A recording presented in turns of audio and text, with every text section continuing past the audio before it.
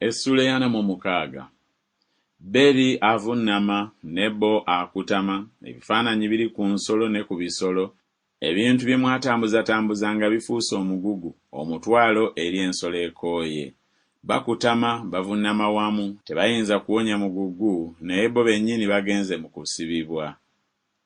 Mumpulire gwe nnyumba ya Yakobo n'ekitundu kyonna ekifisseewo ku nnyumba ya Isirayiri, be naweekanga nze okuva mu lubuto, be nasitulanga okuva mu nda, n'okutuusa ku bukadde nze nzuuyo, n'okutuusa ku nvi n'abasitulanga, nze nakola era nze naaweekanga, weewaawo n'asitulanga era naawonyanga.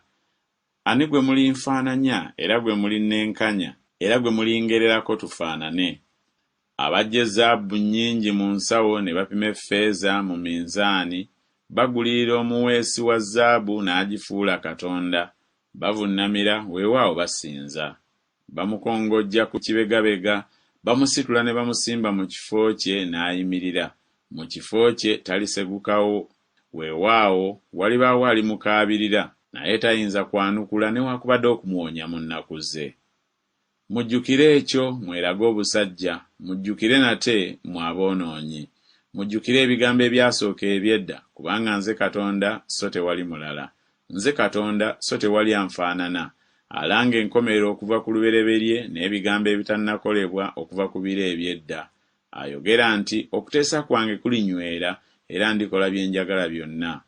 Ayita ennyonyi ey'amaddu okuva ebuvanjuba, omusajja ow'okuteesa kwange okuva mu nsi ey'ewala. Weewaawo nayogera n'okutuukiriza ndikituukiriza, nateesa n'okukola ndikikola. Mumpulirize mmwe abalina emitima emikakanyavu, abali ewala n'obutuukirivu. Nsembeza obutuukirivu bwange tebulibawala, n'obulokozi bwange tebulirwawo, era nditeeka obulokozi mu Sayuuni ku lwa Isirayiri ekitiibwa kyange.